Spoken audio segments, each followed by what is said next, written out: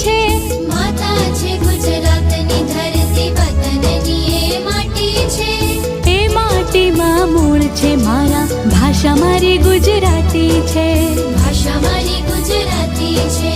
આપણે એને સાચવી જાણીએ, આપણને સાચવતીએ. આપણે એને સાચવી જાણીએ, આપણને સાચવતીએ. ધૂળ નથી છે કુળ આપણું, ભાષા મારી ગુજરાતી છે. ધૂળ નથી છે કુળ આપણું, ભાષા મારી ગુજરાતી છે. ભાષા મારી ગુજરાતી છે.